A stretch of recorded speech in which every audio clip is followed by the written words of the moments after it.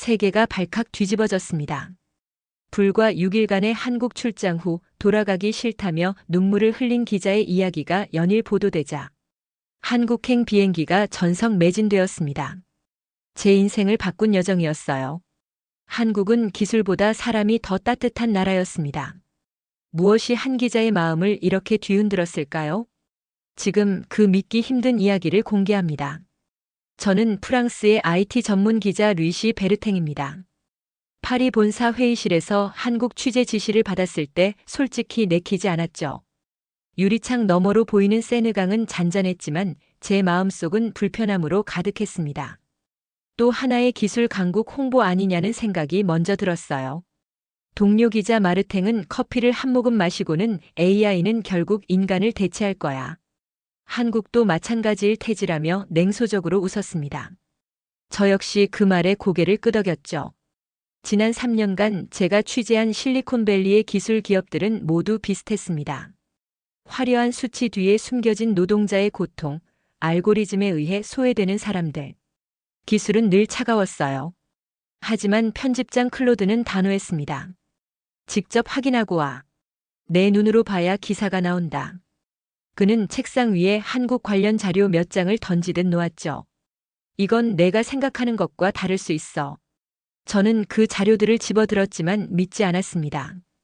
숫자는 언제나 조작될 수 있고 홍보는 진실을 가릴 수 있으니까요. 그렇게 저는 무거운 마음으로 서류 가방을 챙기며 창밖을 바라봤습니다. 에펠탑 위로 봄비가 내리고 있었어요. 빗방울이 유리를 타고 흘러내렸고 그 모습이 왠지 제 마음 같았습니다. 공항으로 가는 택시 안에서 저는 태블릿으로 한국에 대한 기사를 검색했습니다. 반도체 수출 1위, 오지 속도 세계 최고 자율주행 기술 선도국. 숫자와 통계로 가득한 냉정한 보도들 뿐이었어요. 역시 기술은 차갑다는 제 선입견을 확인시켜주는 자료들이었죠. 한 기사에는 한국은 기술로 성장했지만 사람은 행복한가? 라는 제목이 붙어 있었습니다. 저는 그 문장에 밑줄을 그었어요. 이게 제가 찾아야 할 진실이라고 생각했습니다. 택시기사가 100미러 너머로 물었습니다. 한국 가세요? 거긴 정말 빠르대요. 뭐든지 빠르다던데. 저는 고개를 들어 그의 눈을 마주쳤습니다. 빠르다고 좋은 건 아니죠. 사람이 따라가지 못하면 의미 없어요. 그는 아무 말 없이 고개를 끄덕였죠. 샤를드골 공항 탑승구 의자에 앉아 저는 노트북을 열었습니다. 취재 계획서를 다시 읽으며 검은색 펜을 손가락 사이로 돌렸어요.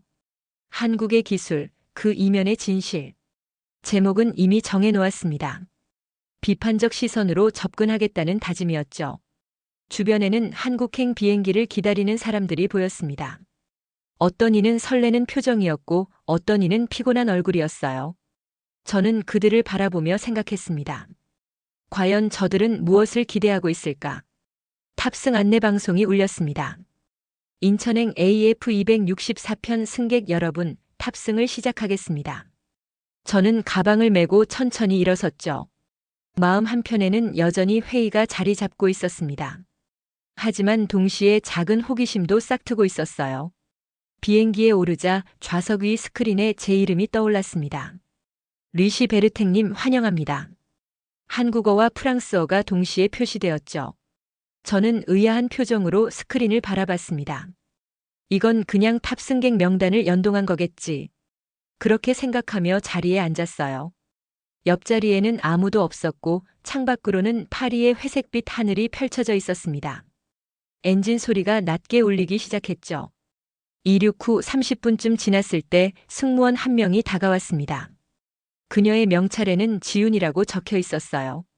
리시님, 불편한 점은 없으신가요? 지윤은 완벽한 프랑스어로 물었습니다. 저는 놀라서 그녀를 쳐다봤죠. 프랑스어를 어디서 배우셨어요? 지윤은 부드럽게 미소 지으며 대답했습니다. 한국에서는 많은 사람들이 여러 언어를 배워요. 서로를 이해하기 위해서요. 그 말에 저는 잠시 말문이 막혔습니다. 이해하기 위해서. 그 단어가 가슴에 남았어요. 3만 피트 상공에서도 와이파이는 끊기지 않았습니다. 저는 노트북을 열어 이메일을 확인했죠. 파리 본사에서 온 메시지, 취재원과의 약속 일정. 모든 게 실시간으로 동기화되었습니다. 이 정도는 유럽 항공사도 하지 않나? 하고 생각했지만 속도가 달랐어요. 영상 통화도 끊김없이 연결되었고 클라우드 파일도 순식간에 다운로드 되었습니다. 창밖 구름 위에서도 세상과 연결되어 있다는 느낌이 묘했습니다. 기내식 시간이 되자 지훈이 다시 나타났습니다. 트레이를 내려놓으며 그녀가 말했어요. 비건 식단을 선호하신다고 들었어요. 한국식 비빔밥으로 준비했습니다. 저는 깜짝 놀라 그녀를 바라봤죠. 제가 언제 그런 말을 했죠? 지훈은 태블릿 화면을 보여주었습니다. 탑승 전 설문에서 선택하셨어요. 인공지능이 분석해서 맞춤 메뉴를 제안했고요. 저는 트레이를 내려다봤습니다. 색색의 나물, 고소한 참기름 향, 정갈하게 담긴 한 그릇. 기술이 이렇게 세심할 수 있다니. 포크를 들며 저는 생각했습니다. 밥을 한 입 떠넣자 입안에 낯선 맛이 퍼졌습니다. 달콤하면서도 고소하고 아삭한 식감과 부드러운 밥알이 어우러졌죠. 맛있어요. 저는 지훈을 향해 말했습니다. 그녀는 고개를 끄덕이며 대답했어요. 한국 음식은 조화를 중요하게 생각해요. 5가지 색깔, 5가지 맛. 모든 게 균형을 이루죠. 저는 비빔밥을 젓가락으로 섞으며 그 말을 곱씹었습니다. 조화와 균형. 기술도 그래야 하는 게 아닐까요? 식사를 마치고 저는 창밖을 바라봤습니다. 구름 아래로 시베리아 대륙이 펼쳐지고 있었어요. 끝없이 이어지는 눈 덮인 평원, 그 위를 가로지르는 비행기의 그림자. 저는 노트북을 닫고 눈을 감았습니다. 이번 취재, 어쩌면 내가 예상했던 것과 다를지도 모르겠어. 그런 생각이 스쳤죠. 엔진 소리가 자장가처럼 들렸고 저는 천천히 잠에 빠져들었습니다. 꿈속에서 지훈의 목소리가 들렸어요. 한국은 따뜻한 나라예요. 눈을 뜨자 기내 방송이 들렸습니다. 잠시 후 인천국제공항에 착륙하겠습니다. 저는 창문 덮개를 올렸어요.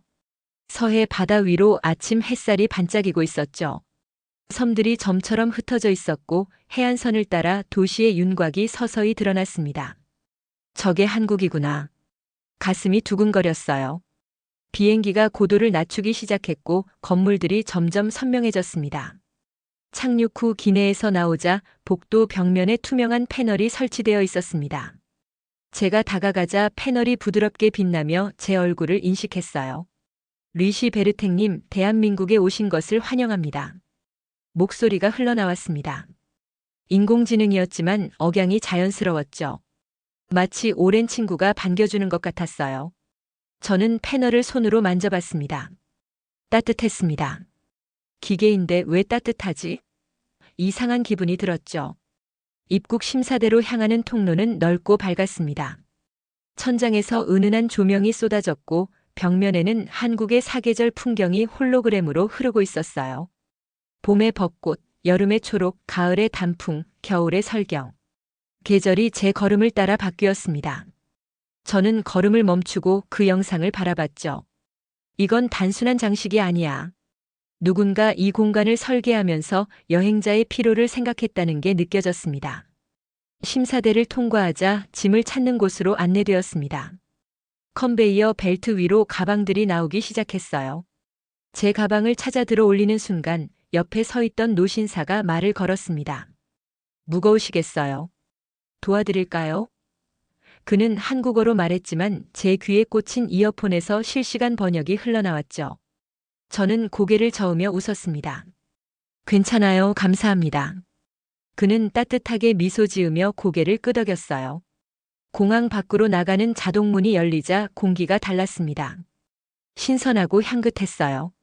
미세먼지를 걱정했던 제 예상과 달리 공기는 파리보다 깨끗하게 느껴졌습니다.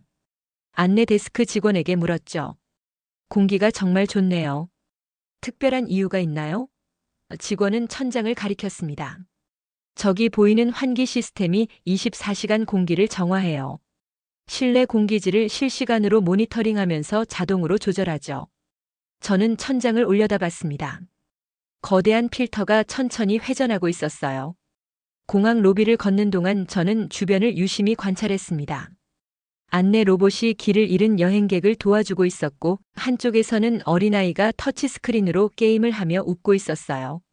노인 한 분은 키오스크 앞에서 직원의 도움을 받으며 교통카드를 충전하고 있었습니다. 모든 세대가 기술과 함께 살아가는구나. 그 장면이 인상 깊었죠. 파리에서는 상상하기 어려운 풍경이었습니다. 택시 승강장에 도착하자 자율주행 택시가 줄지어 서 있었습니다. 문이 자동으로 열렸고 차 안에서 목소리가 들렸어요. 목적지를 말씀해 주세요. 저는 호텔 이름을 말했습니다. 서울역 근처 롯데호텔이요. 차는 조용히 출발했죠. 운전석에는 아무도 없었지만 핸들이 스스로 움직이며 차선을 정확히 지켰습니다. 창밖으로 고속도로가 펼쳐졌어요. 저는 손을 꼭 쥐었습니다. 이게 정말 안전할까? 두려움과 호기심이 동시에 밀려왔죠. 자율주행 택시는 고속도로를 부드럽게 달렸습니다. 차창 밖으로 한강이 보이기 시작했어요. 강물은 햇빛을 받아 은빛으로 반짝였고 다리 위로 차들이 끊임없이 오갔습니다. 저는 창에 이마를 기대고 그 풍경을 바라봤죠. 이 도시는 얼마나 빠르게 움직이는 걸까? 차 안 스크린에는 실시간 교통 상황이 표시되고 있었습니다. 빨간색, 노란색, 초록색 선들이 도시를 가로지르며 움직였어요. 서울 도심으로 들어서자 건물들이 하늘을 찌를 듯 솟아 있었습니다. 유리와 강철로 지어진 고층 빌딩들, 그 사이로 오래된 한옥 지붕도 보였어요. 과거와 현재가 공존하는구나. 택시가 신호등 앞에서 멈췄을 때 저는 횡단보도를 건너는 사람들을 지켜봤습니다. 정장을 입은 직장인, 교복을 입은 학생들, 유모차를 끄는 젊은 엄마, 지팡이를 짚은 노인. 모두가 각자의 속도로 걸어가고 있었죠. 그런데 놀라운 건 거의 모든 사람이 스마트폰을 들고 있다는 거였습니다. 호텔에 도착해 짐을 풀고 나서 저는 바로 거리로 나섰습니다. 취재는 발로 뛰는 거니까요. 지하철역으로 향하는 길에 편의점이 보였어요. 들어가자 무인 계산대가 있었습니다. 손님이 상품 바코드를 스캔하고 카드를 대자 결제가 완료되었죠. 단 5초도 걸리지 않았습니다. 저는 생수 하나를 집어들고 따라 해봤어요. 화면에 한글과 영어가 동시에 떴습니다. 감사합니다.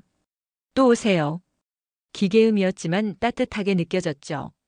지하철역 입구에서 교통카드를 샀습니다.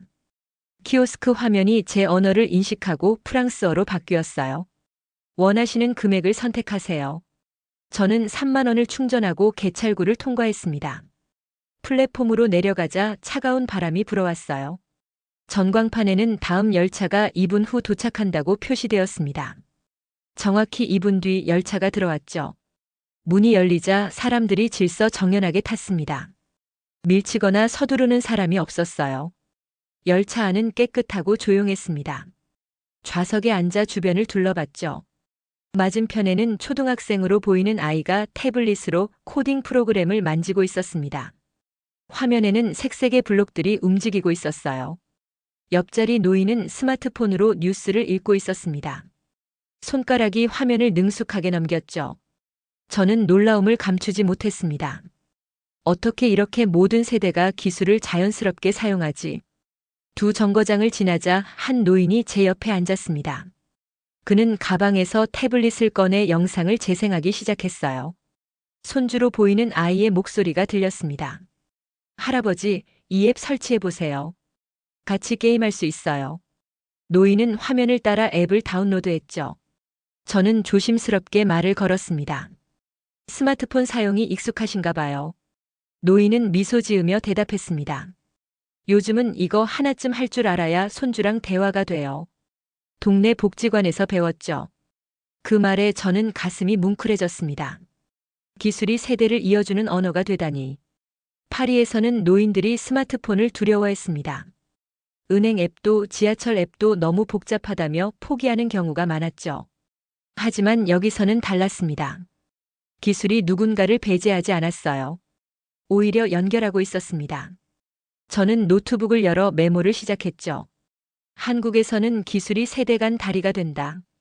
열차가 시청역에 도착했습니다. 저는 노인에게 고개를 숙여 인사하고 내렸어요.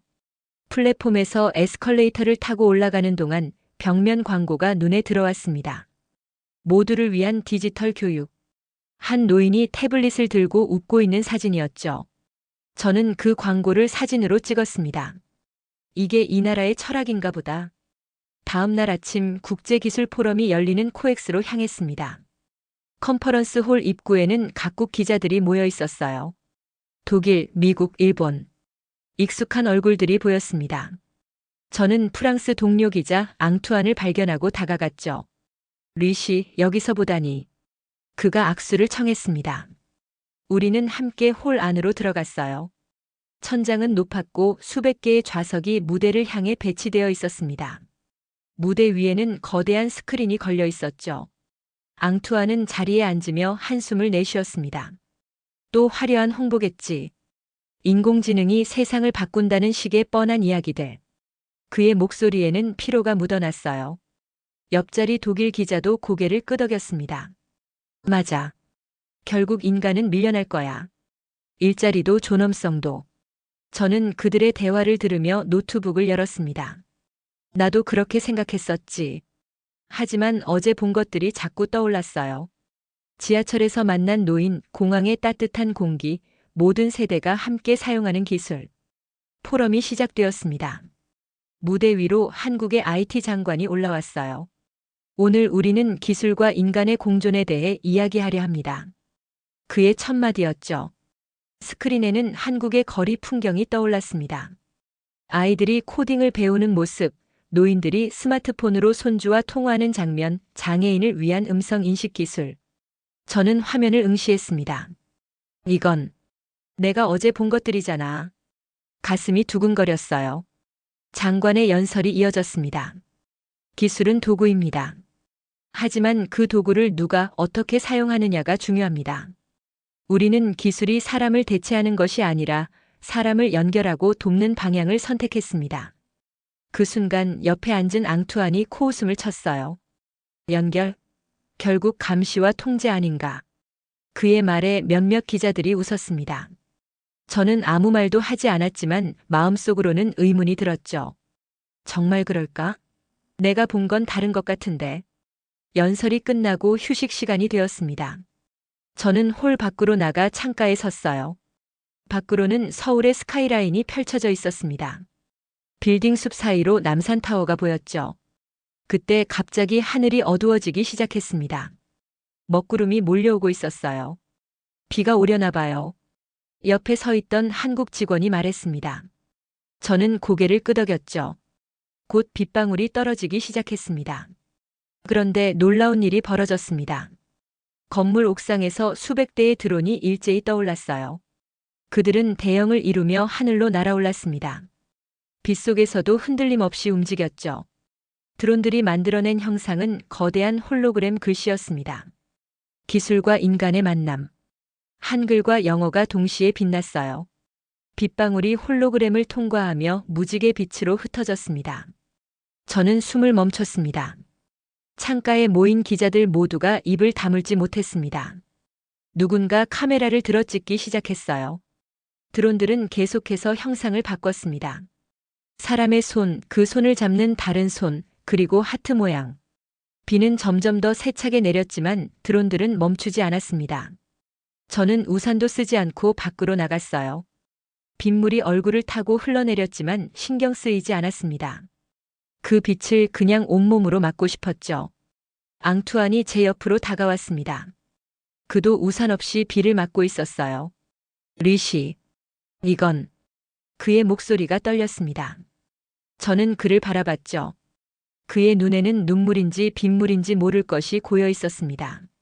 저도 마찬가지였어요. 기술이 이렇게 따뜻할 수도 있구나. 제 입에서 중얼거림이 흘러나왔습니다. 그 순간 제 안에서 무언가 무너졌습니다. 3년간 쌓아온 냉소, 기술에 대한 불신, 그 모든 벽이 빗물처럼 씻겨 내려갔어요. 포럼이 끝난 후 저는 예정에 없던 곳으로 향했습니다. 서울대학교 평생교육관이었어요. 아침에 호텔 로비에서 우연히 본 팸플릿에 적혀있던 주소였죠. 누구나 배울 수 있습니다라는 문구가 마음에 걸렸습니다. 택시에서 내려 건물을 올려다봤어요. 현대적인 유리 건물이었지만 입구에는 따뜻한 조명이 켜져 있었습니다. 3층 컴퓨터실로 올라가자 웃음소리가 들렸어요. 유리문 너머로 20명 정도의 사람들이 보였습니다. 나이는 대부분 60대에서 70대로 보였죠. 한 강사가 앞에서 화면을 가리키며 설명하고 있었습니다. 이렇게 클릭하시면 사진을 업로드할 수 있어요. 저는 문을 조심스럽게 열고 뒤쪽에 섰어요. 한 노신사가 키보드를 두드리고 있었습니다. 그의 손가락은 느렸지만 정확했어요. 화면에는 가족 사진이 떠 있었습니다. 손주로 보이는 아이들이 웃고 있는 사진이었죠. 됐다. 그가 작은 목소리로 외쳤습니다. 옆자리 노부인이 박수를 쳤어요. 잘하셨어요, 김 선생님. 교실 안에 따뜻한 웃음이 퍼졌죠. 수업이 끝나고 저는 그 노신사에게 다가갔습니다. 말씀 좀 여쭤봐도 될까요? 노신사는 고개를 들어 저를 바라봤어요. 물론이죠. 외국분이신가 봐요. 이어폰을 통해 그의 목소리가 프랑스어로 번역되었습니다. 저는 고개를 끄덕였죠. 프랑스에서 온 기자예요. 여기서 무엇을 배우고 계신지 궁금해서요. 저는 올해 72이에요. 노신사가 말문을 열었습니다. 젊었을 때는 공장에서 일했죠. 컴퓨터는 젊은 사람들 거라고 생각했어요. 그런데 손주가 영상통화를 하자고 하더군요. 미국에 유학 갔거든요. 보고 싶은데 못 보는 게 너무 답답했습니다. 그의 목소리에 그리움이 묻어났어요. 그래서 용기를 내서 이 수업에 등록했죠. 노신사가 계속 말했습니다. 처음엔 정말 어려웠어요. 마우스를 어떻게 잡는지도 몰랐으니까요. 하지만 선생님들이 천천히 몇 번이고 가르쳐 줬어요. 그는 컴퓨터 화면을 다시 켰습니다. 바탕화면에는 손주와 찍은 영상통화 캡처 사진이 있었어요. 이제는 일주일에 2번씩 통화해요. 손주 얼굴 보면서 이야기할 수 있죠. 저는 목이 메었습니다. 노신사의 눈가에는 주름이 깊게 패여 있었지만 그 눈은 소년처럼 반짝이고 있었어요. 젊을 때 못 배운 걸 이제야 배우고 있습니다. 그가 키보드를 쓰다듬으며 말했습니다. 기술이 무섭다고만 생각했는데 알고 보니 참 고마운 거더군요. 멀리 있는 사람을 가까이 만들어주니까요. 저는 노트북을 꺼내 메모하려다가 멈췄습니다. 이 순간을 글로 담기엔 너무 벅찼어요. 교실을 나서며 복도에서 강사를 만났습니다. 30 중반으로 보이는 여성이었어요. 수업 참관하셨죠? 어떠셨어요? 저는 솔직하게 대답했습니다. 감동적이었어요. 이런 교육이 얼마나 오래되었나요? 강사는 미소 지으며 대답했죠. 10년 넘었어요. 처음엔 수강생이 몇 명 안 됐는데 이제는 대기자가 수백 명이에요. 그녀의 목소리에는 자부심이 담겨 있었습니다. 건물을 나서며 저는 하늘을 올려다봤습니다. 구름 사이로 석양이 비치고 있었어요. 이 나라의 기술은 젊음의 전유물이 아니구나. 가슴속에서 무언가 뜨거운 것이 올라왔습니다. 모두가 함께 배우는 구조, 아무도 소외되지 않는 연결의 사회. 이게 바로 제가 찾던 답이었습니다. 저는 노트북을 열어 타이핑하기 시작했어요. 한국에서는 기술이 세대를 갈라놓지 않는다. 오히려 하나로 묶는다. 저녁이 되자 저는 한강으로 향했습니다. 호텔 직원이 추천해준 곳이었어요. 밤에 가시면 아름다워요라는 말이 기억났죠. 지하철을 타고 여의도역에서 내렸습니다. 출구를 나서자 시원한 바람이 불어왔어요. 강냄새가 섞인 공기였습니다. 저는 천천히 한강공원 쪽으로 걸어갔죠. 다리를 건너는 동안 강물이 반짝였습니다. 가로등 불빛이 수면에 일렁이고 있었어요. 자전거를 타고 지나가는 사람들, 강아지를 산책시키는 커플, 돗자리를 펴고 앉아 이야기하는 가족들. 모두가 편안해 보였습니다. 저는 벤치에 앉아 그 풍경을 바라봤죠. 이 사람들은 왜 이렇게 평화로워 보이지? 갑자기 하늘이 어두워지기 시작했습니다. 사람들이 하나둘 하늘을 올려다보기 시작했어요. 저도 고개를 들었습니다. 수백 대의 드론이 강 위로 떠오르고 있었어요. 불빛을 켠 채로 대형을 이루며 날아올랐습니다. 음악이 흘러나왔죠. 클래식 선율이었습니다. 드론들이 춤을 추기 시작했습니다. 빛의 강이 되어 흐르다가 별자리가 되었다가 새가 되어 날았어요. 사람들이 탄성을 질렀습니다. 와, 저것 봐. 아이들이 손가락으로 하늘을 가리키며 소리쳤죠. 저도 모르게 입이 벌어졌습니다. 드론들은 이제 한글 글씨를 만들었어요. 함께 만드는 미래. 그 글씨가 강물에 비쳤습니다. 옆에 앉아있던 젊은 여성이 말을 걸었습니다. 아름답죠? 저는 고개를 끄덕였어요. 정말이요. 이런 쇼가 자주 있나요? 여성은 웃으며 대답했습니다. 주말마다 있어요. 시민들을 위한 거죠. 무료고요. 저는 놀라서 그녀를 바라봤습니다. 무료라고요? 여성이 다시 웃었어요. 네, 모두가 즐길 수 있게요. 드론쇼가 끝나갈 무렵 하늘에 하트 모양이 떠올랐습니다. 빨간색 불빛이었어요. 그리고 천천히 사라졌죠. 사람들이 박수를 쳤습니다. 저도 함께 박수를 쳤어요. 손바닥이 따가울 정도로 쳤습니다. 눈가가 뜨거워졌죠. 이게 기술이구나. 사람을 위한 기술. 쇼가 끝나고 사람들은 천천히 자리를 정리했습니다. 하지만 아무도 서두르지 않았어요. 여전히 웃으며 이야기를 나눴습니다. 저는 벤치에서 일어나 강가로 걸어갔어요. 물가에 서서 강물을 내려다봤습니다. 불빛들이 일렁이고 있었죠. 도시의 빛, 다리의 빛, 별빛. 모든 빛이 강물 위에서 춤추고 있었습니다. 이 도시 참 따뜻하네요. 제가 혼잣말처럼 중얼거렸습니다. 바람이 머리카락을 흩날렸어요. 저는 휴대폰을 꺼내 메모 앱을 열었습니다. 기사 초안을 쓰기 시작했죠. 서울은 인간을 위한 기술의 도시다. 여기서는 기술이 사람을 밀어내지 않는다. 오히려 끌어안는다. 그 한 줄을 쓰고 나니 미소가 지어졌습니다. 벤치로 돌아와 앉았습니다. 주변에는 여전히 사람들이 남아 있었어요. 한 가족이 치킨을 먹으며 웃고 있었고 연인들은 손을 잡고 산책하고 있었습니다. 노인 한 분은 혼자 앉아 강을 바라보고 있었죠. 저는 그 노인에게 다가가 물었습니다. 자주 오세요? 노인은 고개를 끄덕였어요. 매일 와요. 여기 앉아 있으면 마음이 편해져요. 이 도시가 좋으세요? 제가 물었습니다. 노인은 잠시 생각하더니 대답했어요. 좋죠. 예전에는 힘들었어요.